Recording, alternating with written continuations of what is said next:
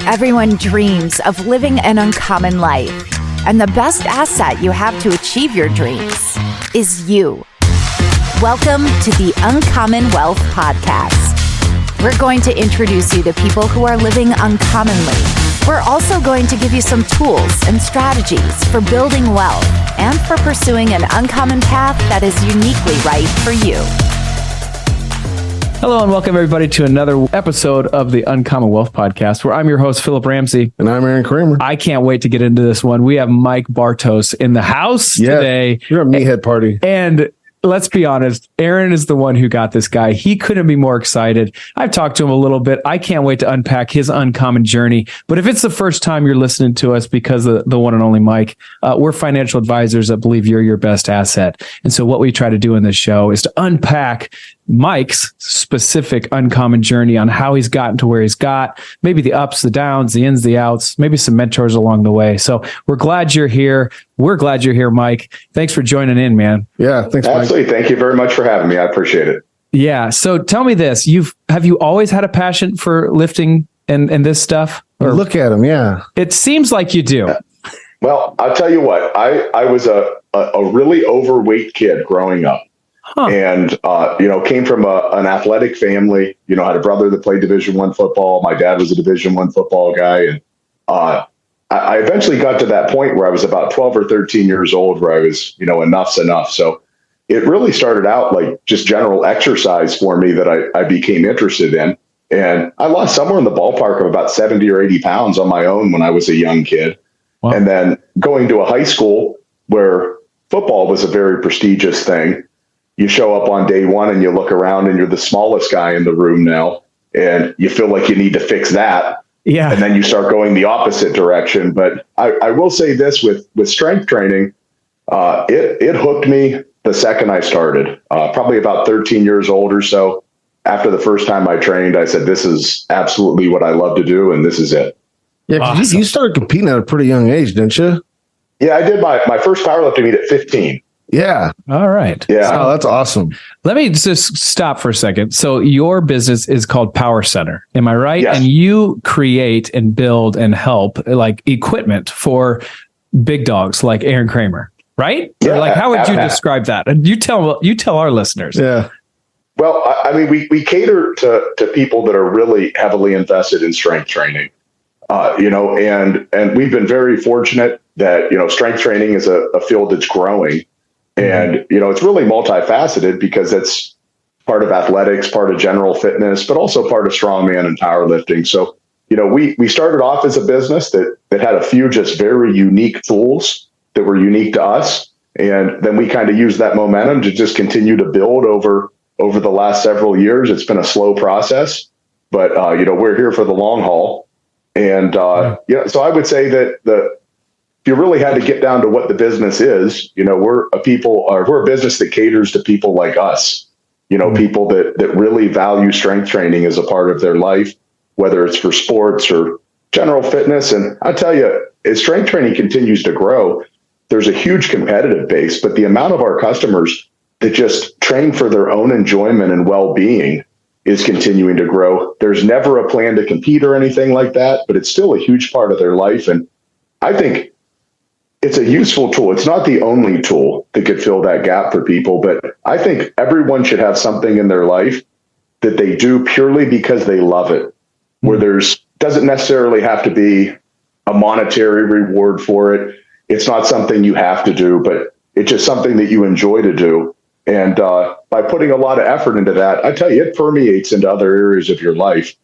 There is a direct correlation, and I think Aaron could attest to this. For people that are really into training, when your training is going good, your business is going good. When your business is going good, your training is going good. Your personal life is going good. So it's all intertwined. That's really cool. Oh, yeah. That's true. Is this always something that you wanted to do? So like when you're 15, you obviously kind of got the hankering for lifting. Mm-hmm. And then when did you like, listen, I think I can do this better. Like this machine right here is not doing exactly what I want. We need to make it. Like, yeah. How was that transition? I love this question because the things that you built are so amazing and you can tell somebody has to know a lot. But the fact that you put it together and built it Quick, Like- I want to put Aaron on the spot. Give me 3 things that he has invented that you love. Me? Yeah. Okay. The PR platform. That's amazing. The Stone of Steel is absolutely amazing. Was the first piece of equipment of yours I bought was the Pulley thing? yeah, Mike, what was it like where you're staying on the platform? Contrast platform. Yes, contrast platform. Yeah. And then the next couple things on my list to buy from him is the FU bar and Sounds about right. the chain yoke. What's that called? Yeah, that's just chain yoke. Yes, sir. Yeah, chain yoke. Yep. Those are my top ones. I'm like, game changers. Okay. So he obviously is a believer, loves your stuff. But tell me how your process was like, okay, I can do this better. Tell us, Mike. Well, I started out, I was a gym owner pretty young. So I started saving money actually about 14 years old to open up a gym because I knew it's what I wanted to do. So just stash it away, birthday card money, Christmas card money, stuff like that. And then I've always been somebody that enjoyed working. So through college, typical jobs that college guys would do, work on a warehouse, wait tables, things like that. And I was doing that regularly, but I was also the strength coach at 2 different high schools for their football team. So I was like the 19-year-old guy that just had a coffee in my hand constantly and was just running from one thing to the next. But I was able to save up enough money where I was able to make the initial investment to start my gym. It was shortly after I turned 23 years old. Just a small facility, about 1,250 square feet, minimum equipment. Really, the biggest asset there were the people. I mean, I'll tell you what, to this day, I'm no longer a gym owner. We could talk about, kind of moving on from there, but I feel genuine love and appreciation for these people because they came in. I opened a gym with 7 people, which is a jump. That's a pretty big deal. Right. Yeah. And so I was training them on the side, doing some personal training with them. And they were bought in 100%. Young kids, country kids from the area that were just born and raised to work hard. And they just kept bringing more friends. Wow. And they'd bring kids from different schools, and then they would bring more kids. And, pretty soon we had a facility that was just about 4,400 square feet. There were about 120, 125 high school athletes that were training there. Wow. And, that was over the course of a couple years. So being in the gym business, I think it actually gave me a pretty big advantage when I wanted to start developing equipment because I was really locked in on what the people in my own facility needed. Mm-hmm. And I have a fairly obsessive personality. So if I saw a client that I was working with had a problem and there wasn't a solution to fix it, I would just start thinking, what can I do for them? And so when we initially started making equipment, I did not have the intention of selling it. I just wanted to make some stuff for myself. And then as we began to build, I thought, well, there's quite a few people out there like me, so let's give this a go. And that was the next stage, which took, several years of saving and planning to be able to take the next jump. Wow. So so obviously there's saving involved. There's also momentum that you're seeing, like you're becoming successful. And then is there like patents that you have to go after? Like that's a whole nother deal. Like there's one thing to train an individual. There's another thing to like create something, right? Yeah. And so we went through the whole process of patents and everything with patent lawyers, which gets very expensive very fast. Yes, yeah. It sure does. And then they get all the paperwork underway and they're like, to go to court and defend this, it's going to cost you about $400,000. Do you have that on hand? And I'm like, yes. Listen, I've been saving my money from Christmas. Okay. Like, I don't know if that's going to be the thing. Yeah. Yeah. And so, I mean, there was a whole process of actually learning the ins and outs. And I think the natural progression of life should be, at least in my opinion, about every 10 years that goes by, you realize how stupid and naive you were 10 years before. Yeah. Can I get it? Amen. And I mean, like, I look back on this, I tell my wife this very regularly, like we were wild. Like how did we get here? Yeah. Like I was never a drinker, never a partier. I've always really always thought about, training as the center of what I wanted to do. And also training high school kids. I mean, I don't know if this could be just me. It's not like it makes you a bad person, but everywhere I went in public, I saw people through the hundreds of kids I coach at high schools, kids that were at my gym. So if Coach Bartos was drinking a beer at the restaurant on Friday night, kids would be like turning their head sideways, trying to figure out what is this guy doing. So I've lived a pretty clean life. But as far as some of those initial decisions, looking back on them, I mean, there was definitely risk involved. And jumping in. And I think taking those risks early in life is probably the best way of going about it. Luckily that's where we were, because if you lose everything, you didn't lose all that much. And you got time to then recoup that. Like, it's funny because like in financial services, we would always say, like, no matter what, your age is probably your biggest indicator of what your risk tolerance is when you're talking about putting your money in the market, the stock market, or this, that, and the other. But I don't think advisors do a good job of saying, but like, you can really be risky and just betting on yourself at a younger age. And that's exactly what you did. Maybe not without inherent coaching, right? Like, you just kind of inherently knew this. But like, that's, I feel like, our job as financial advisors, when we say that you're your best asset, sometimes it's to really think through the risks involved and making sure you're okay with maybe if it goes south, right? But for you, you were like looking over at your wife now thinking, man, I can't believe we got through that, because there is inherent risk, but you had the age on your side to be able to weather that, right? Absolutely. So the initial investment for our equipment business was actually made on our wedding day. We got married on Valentine's Day because it was the only day the hall wasn't booked and it was half off. So everyone was like, "Oh, that's really romantic." And I was like, "Well, it was also the cheapest day of the year." Yes, that's romantic. And that's romantic. And so we got married on that day. And so we had saved money for the equipment business for a fairly long time at this point. And we just made the decision. We said, hey, like, we had to pinch pennies for a little while. Like anniversaries, birthdays, we'd go out to eat, but there was no eating out. I wouldn't even let myself like get a coffee at a drive-through somewhere. It was just, everything was just put it away and plan. Wow. And so on our wedding day, we left enough money for, I had purchased a duplex in my hometown about a year and a half before that. And so we were living there, which was nice because we had a renter on the other side. But, we left enough money for, our mortgage for 2 months, our cars for 2 months, and, a couple odds and ends as far as expenses went. And then on our wedding day, we actually wrote a check for about 95% of everything we had. Wow. And I actually gave it to my dad because we were going out of town the next day, and told him, hey, drop this in the mail for me on Monday. And that was the initial expense to be able to start up our business. Man. Came back from the honeymoon and back into reality. And it was time to dance. Yeah. How was that investment for? Exactly. Well, I'll tell you what, like with our stone, which was the first product. So our initial business was just going to be stoneandsteel.com. Like, I didn't think we were going to get another product. I thought that was kind of going to be the one that we sold. And, but I'll tell you what, like the money that we put into just making prototypes. So you're buying low quantities of raw materials that are custom formed that cost a lot of money just to set up. Yes. You contact these places and they're like, well, we have a $1,500 setup fee. Yeah, right. And then the materials on top. And then there's the initial investment for the initial inventory, but also things like tooling. So nobody had the tooling that we needed to be able to produce these things. So we had to pay up front for that, which just for the two stones was, in the ballpark of like $25,000 or $28,000.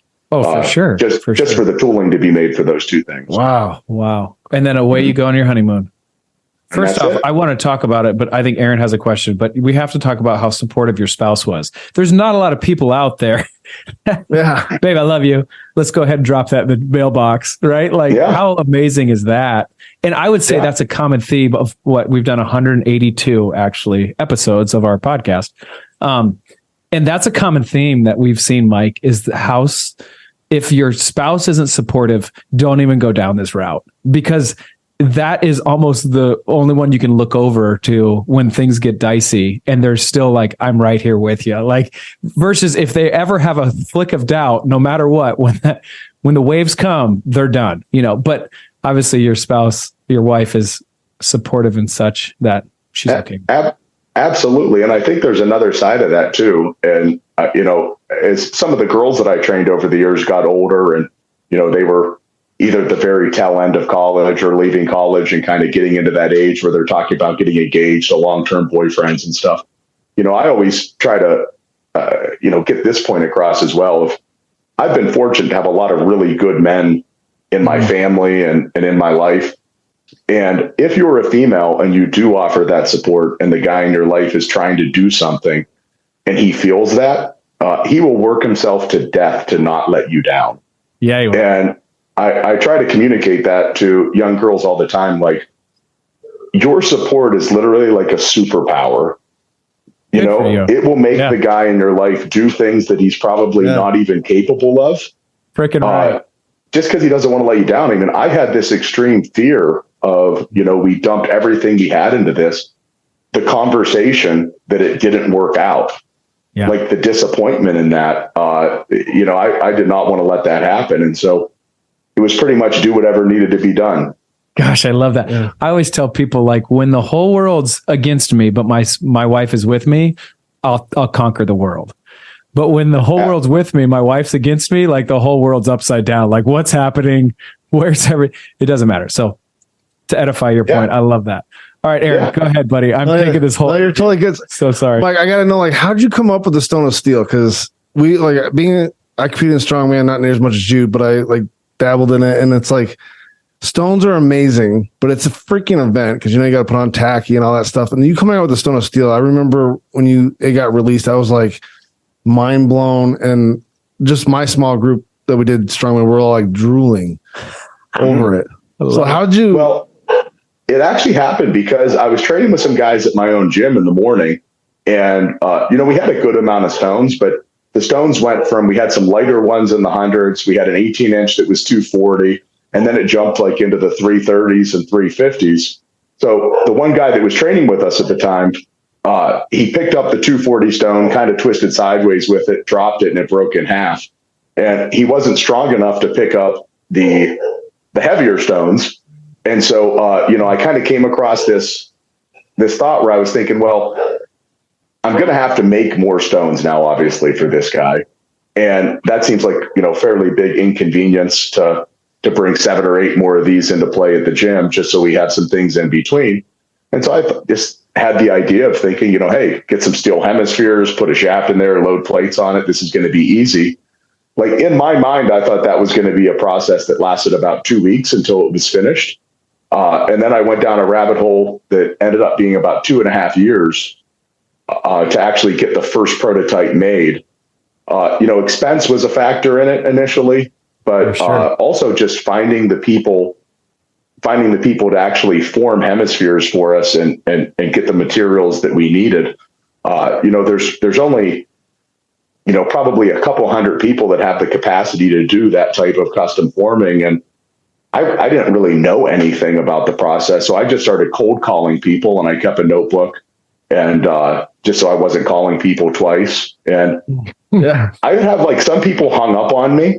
Wow. Some people are like, what are you trying to do? And just, no, we don't do that. And, but in the end, it was just eventually got there. But, it really just, honestly, like a lot of the stuff just came out of necessity that I just thought it would make my gym better. And so, I made one for us, and other people ended up enjoying it. Yeah. I mean, the things like life-giving, for one, because I know when I was doing stones, here you want to warm up.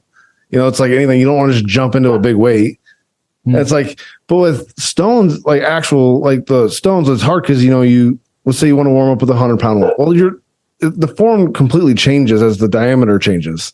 But with yours, as you're putting weight in it, the diameter gets to stay the same, but the weight changes. Brilliant. And so then you can like really warm up into it, and they'll help prevent injuries. But I got to just talk about it because I'm not that guy. So are you the one that uses the stones to then put it like on something? Is that what you do? Okay. Yes. All right. Thank you. But I'm there. Yep. I'm there. But also for our listeners, like to know like what we're talking about, like, and what Mike's accomplished. Because if you're not a meathead, this is like kind of hard to follow. Yeah. Right. Like this Stone of Steel has been used at the Arnold.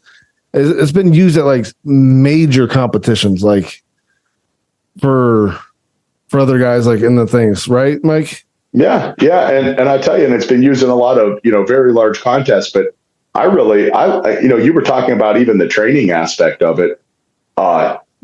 That consistent diameter is one thing, but I almost say it's almost like the marriage of a stone and a barbell. There's the constant size for as far as specificity of technique, but also incremental loading. And, just being able to make a long-term progression a couple pounds at a time, rather than have to go from lifting the 300-pound stone to the 360-pound stone. It kind of allows you to bridge that gap. Wow. So from a training standpoint, you hit the nail on the head. The consistent size and the incremental loading has been, I think, the thing that's made it really popular from a training standpoint. Yeah. So I didn't get to this point in my career because I remember emailing you, and I don't know if you remember this one, but this was a while ago. But I struggled. I couldn't get the 400-pound stone because it jumps up from is it 21 or 22 diameter? Is a 400-pound mold? Yeah, I'm pretty sure it's. I think it's 21, possibly. Yeah. Yeah. So we had a stone of steel, and I could load no stickiness. I could do a 380. And I was like, sweet. Can't get the 400 because the diameter. I don't have the squeezing power. So I remember emailing you, was can you do a custom one? I don't have the money yet, but and you said, I remember that email. Yeah. Because I was super excited about it. And I was okay, when I get the money, I'm going to do this. Well, all the injuries happened and I was I never got there, but cool. I was super stoked about it because it was going to help with that. So let's talk about, I want to kind of pull back. So what at one point in your life and career, I should say, did you feel oh shoot, this isn't going anywhere? And I'm kind of hyped up on this, and we're going to do a whole podcast on this, but there's a book called Chop Wood, Carry Water. And it's by, I don't know, Joshua, it's McCaff. Yeah. Anyway, it's brilliant. And because it's just keep doing the small things, and in that produces greatness, but enjoy the small things because that ends up being the best part of the experience. It's not the top of the mountain. It's this. So at what point did you feel I've been watering this bamboo for God knows how many years and I've not seen any growth? Did you ever have that experience, or were you just this has been a cakewalk? Yeah, the first few years, nonstop every day for probably 3 or 4 years. Right. Yeah, and I would laugh. My wife and I sometimes we joke about this, but to help promote the business and also the sport, we sponsored a lot of events early on. And so we pretty much traveled around the country constantly. Even being a full-time gym owner, we were doing 20 to 26 cities a year. Most of this was done hauling equipment in a box truck. We would just sleep in the back of the box truck in a Walmart parking lot quite a few nights and just kind of travel along. But we would go to these shows and people would say things to my wife like, "What do you do for a living?" And she said she's a nurse. And they're like, "Why do you work?" I'm because we have a mortgage and got to buy groceries. We kind of need it. We need the consistency. Thank you. And the perception of the way business begins and the reality of it are two entirely different things. Totally different. And so I tell everybody this when they're starting a business. Business isn't a vacation.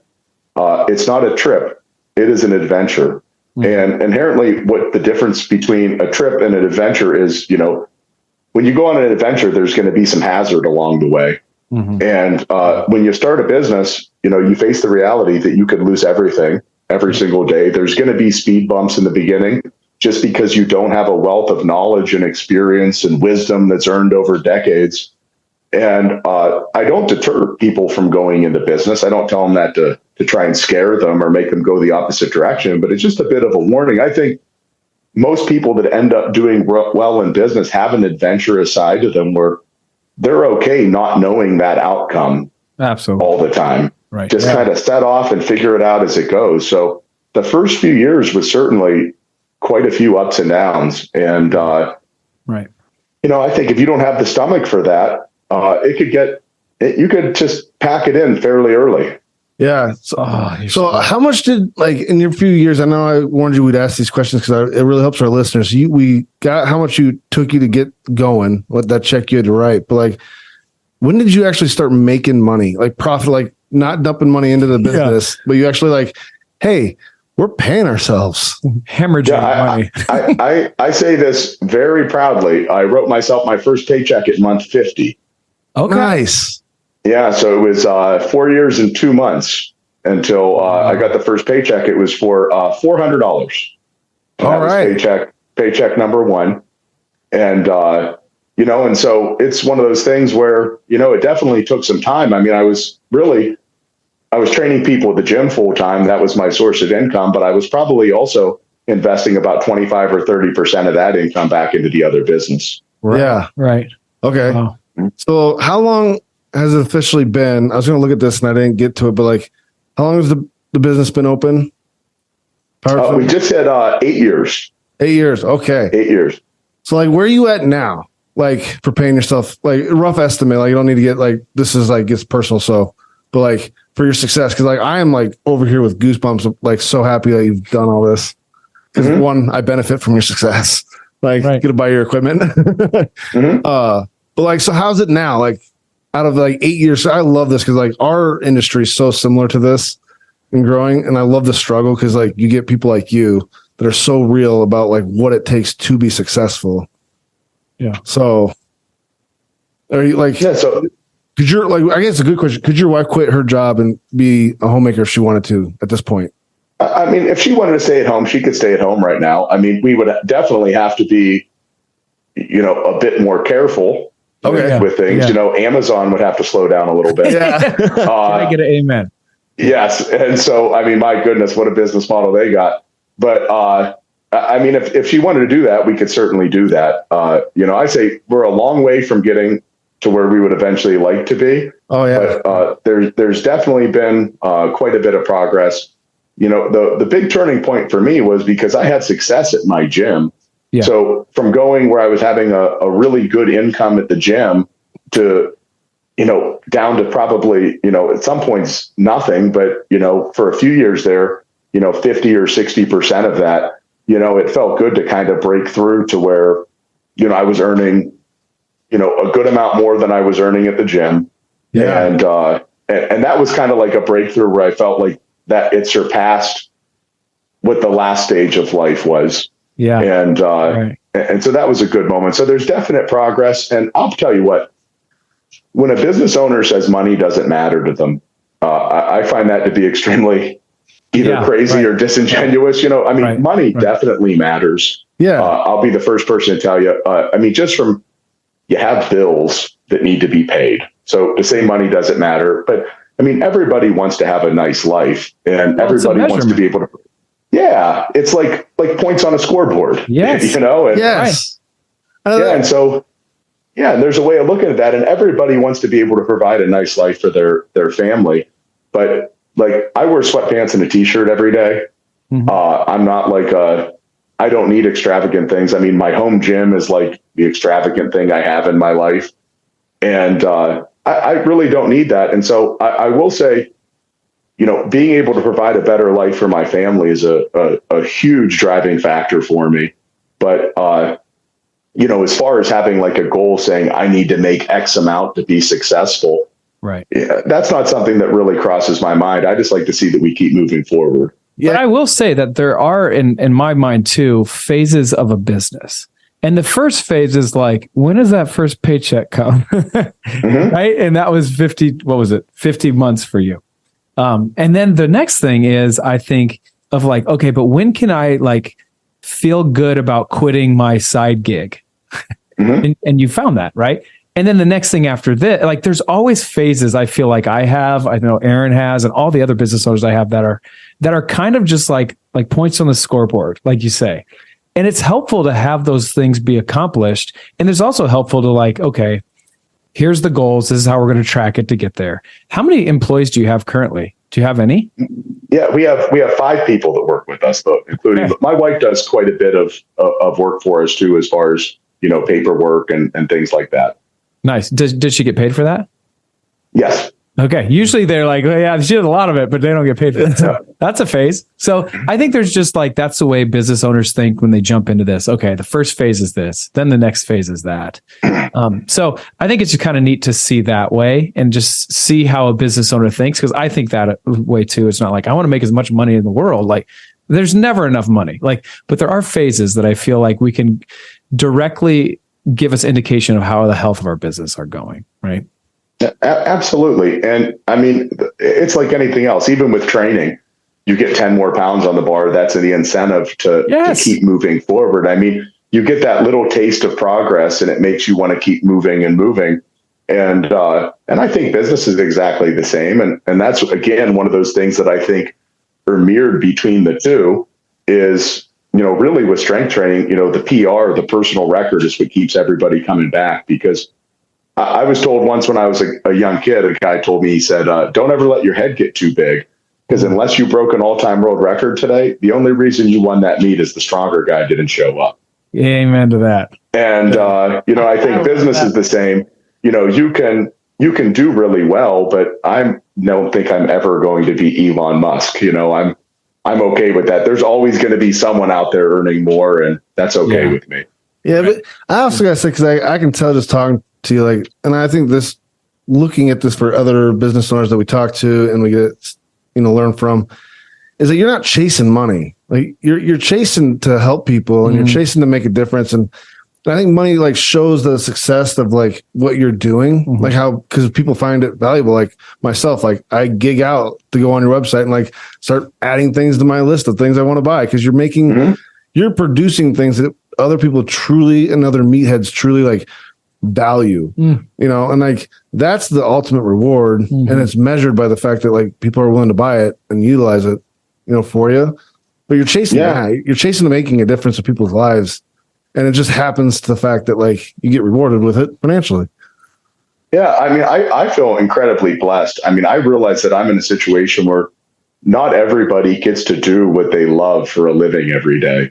I mean, I tell you what, I feel genuine gratitude for that. One thing I started when we were young and the business was young and I continue to do now is, it doesn't matter who orders off of us. You could spend, $18 with us or $5,000 or $8,000 with us. And, I write every person a thank you card. It takes me a good amount of time in the morning. I'm a up early kind of guy. So I spend my first hour and a half or so every day doing that. And, because it comes from truly a place of gratitude, one, for allowing me to get up every day and do something that I truly love doing every day. But also going back to those beginning years of business, I tell everybody that one of the greatest gifts you'll ever have in your life is experiencing poverty. Amen. When you're nervous, there were years in our business where I was going to the scrapyard on Friday, so I had grocery money on Saturday. On Friday, so I had grocery money on Saturday. And when you experience that, and somebody chooses to take the money that they had to work really hard for and invest it in something, and you realize that, hey, that in 2023, there's no lack of options of where people could buy strength training equipment from, and they choose to invest with your business.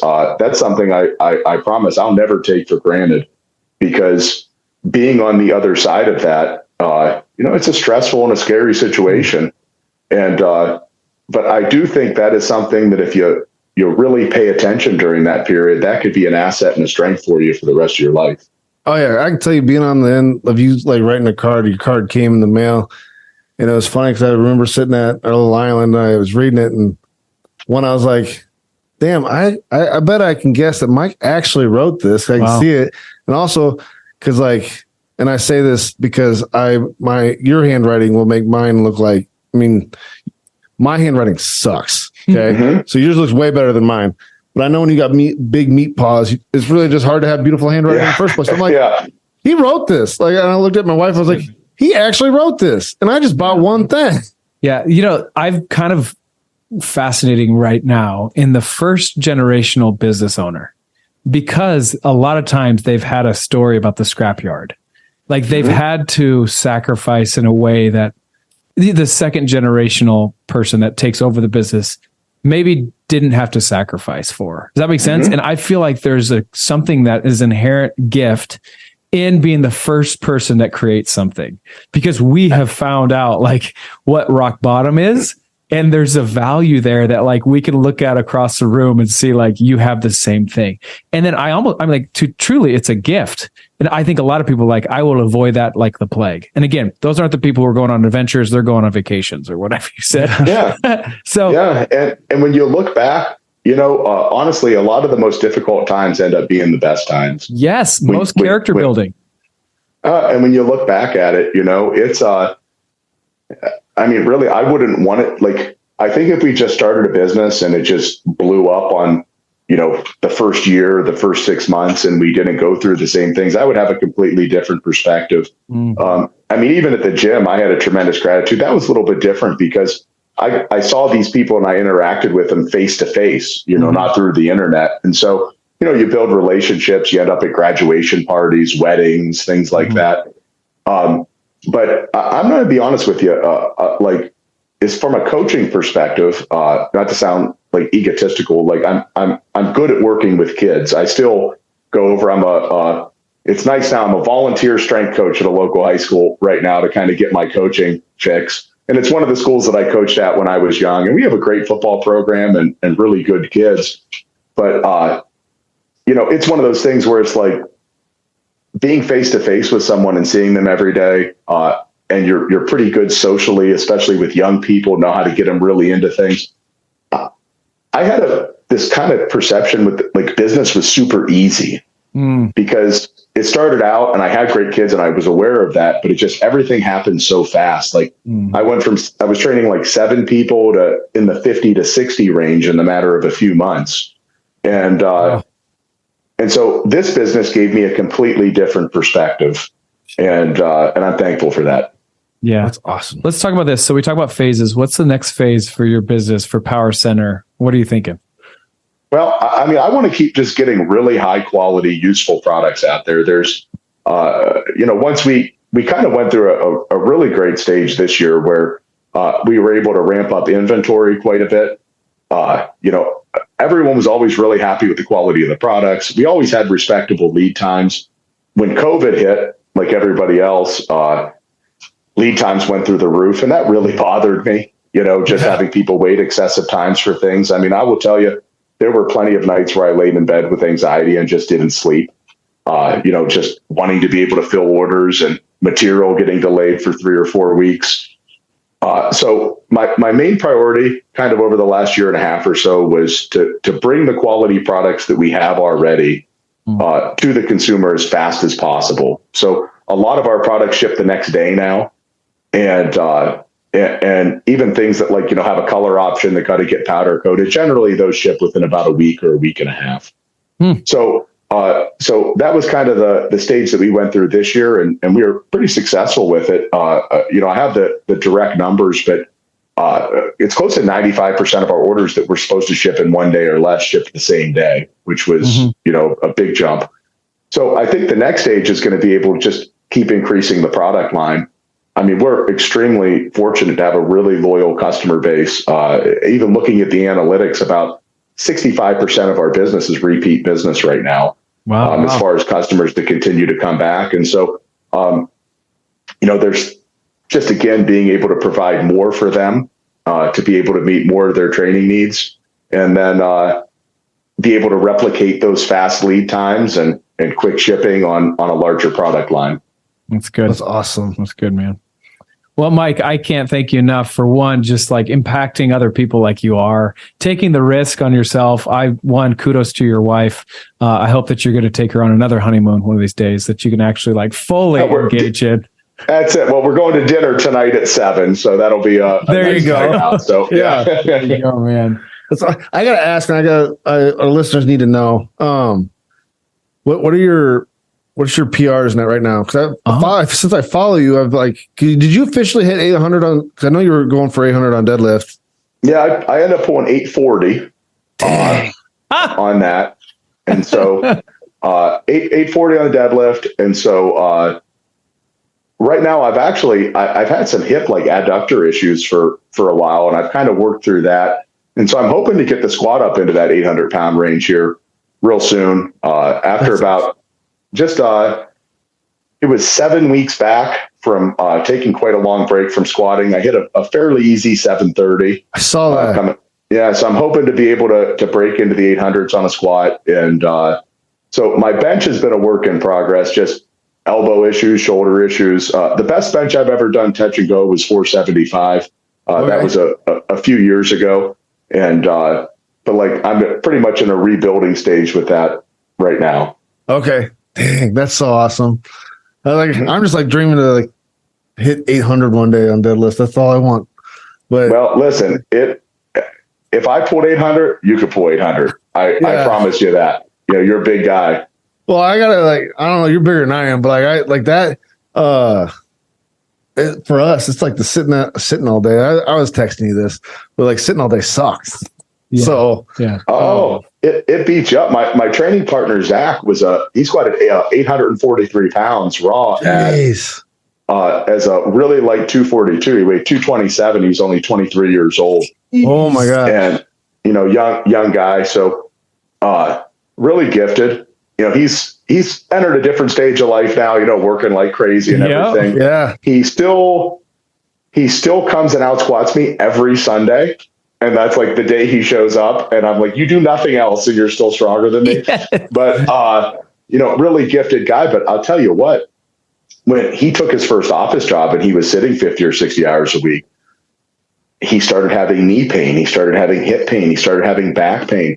Like he came fresh off of college football with no discomfort whatsoever, no injuries. And then 6 months of office work and he has knee and hip pain.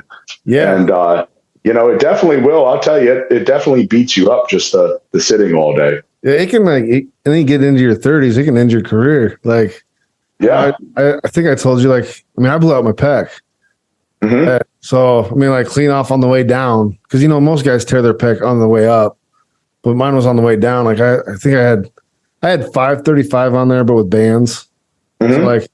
So, on the way down, it was just like pop, pop, pop. And it was like, I was done. I'm done. It's like, yeah, and that's a frustrating experience. Yeah. Big setback like that. So, but dude, that's awesome. I'm so happy. Like you transformed, you're doing big things. So but I had to have the listeners know that you throw big weight around. Thank you.